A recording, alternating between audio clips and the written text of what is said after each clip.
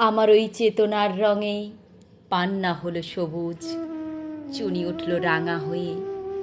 আমি চোখ মেললুম আকাশে, জ্বলে উঠল আলো পূবে পশ্চিমে।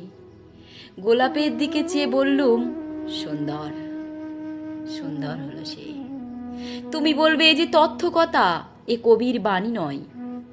আমি বলবো এ সত্য, তাই এ কাব্য। এ আমার অহংকার, অহংকার সমস্ত মানুষের হয়ে। মানুষের অহংকার পটেই বিশ্বকর্মার বিশ্বশিল্প।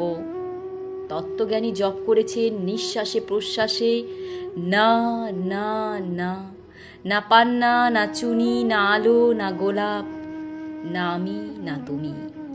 ওদিকে অসীম যিনি, তিনি স্বয়ং করেছেন সাধনা।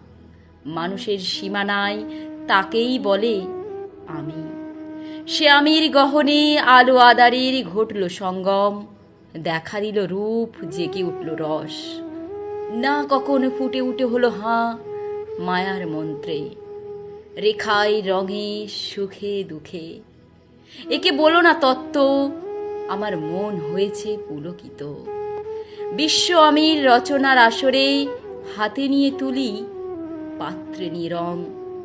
পণ্ডিত বলছেন বুড়ো চন্দ্রটা নিষ্ঠুর চতুর হাসি তার। মৃত্যুদূতের মতো গুড়ি মেরে আসছে সে পৃথিবীর পাজরের কাছে।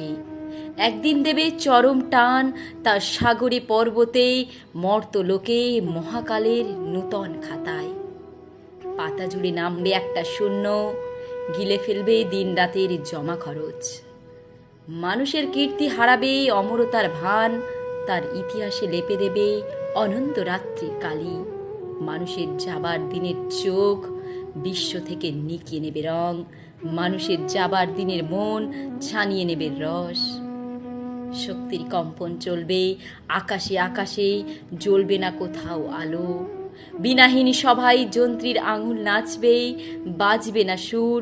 সেদিনে কবিত্বহীন বিধাতা একা রবেন বসে নীলিমাহীন আকাশে, ব্যক্তিত্বহারা অস্তিত্বের গণিত তত্ত্ব নিয়ে। তখন বিরাট বিশ্বভুবনে দূরে দূরান্তে অনন্ত অসংখ্য লোকে লোকান্তরে এ বাণী ধ্বনিত হবে না কোনোখানে, তুমি সুন্দর, আমি ভালোবাসি। বিধাতা কি আবার বসবেন সাধনা করতেই যুগ যুগান্তর ধরে? প্রলয় সন্ধ্যায় জপ করবেন, কথা কও কথা কও। বলবেন বলো তুমি সুন্দর, বলবেন বলো আমি ভালোবাসি।